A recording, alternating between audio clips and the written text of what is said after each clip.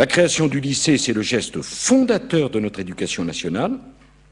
C'est un geste qui signifiait très concrètement la fin des privilèges de la naissance. Il vient d'avoir 23 ans. Il est le fils cadet du chef de l'État et bientôt, il pourrait devenir le patron de la Défense, le premier quartier d'affaires d'Europe. N'est-ce pas? On est devant un abus de pouvoir qui est tellement énorme, qui est une telle provocation pour les Français. Comment peut-on, alors qu'on vient d'annoncer il y a 10 jours des mesures pour les jeunes, comment peut-on parler d'égalité républicaine aujourd'hui à la jeunesse française quand on voit ce type d'exemple?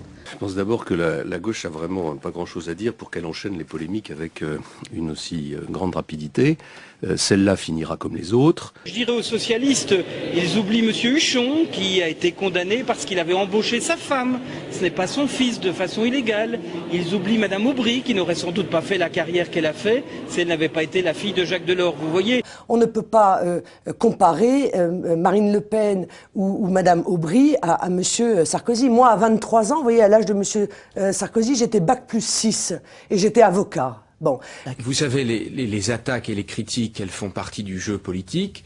C'est vrai que c'est pas forcément le moment le plus agréable depuis que je me suis engagé dans le combat politique. Maintenant, moi, j'ai pas envie de me plaindre, j'ai envie d'agir.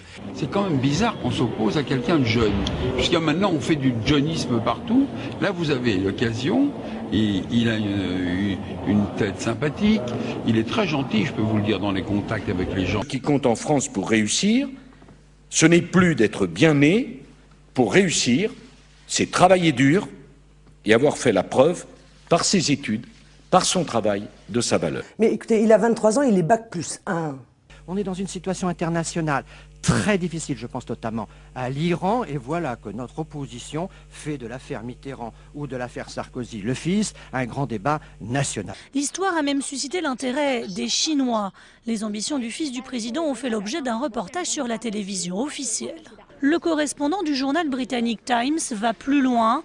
Il rappelle que Jean Sarkozy a redoublé sa 2e année de premier cycle en droit à la Sorbonne. Le Frankfurter Allgemeine Zeitung sort des cartons un discours de Nicolas Sarkozy en date de juillet 2007, discours pendant lequel il louait la République exemplaire. La démocratie irréprochable, ce n'est pas une démocratie où les nominations se décident en fonction des connivences et des amitiés, mais seulement en fonction des compétences.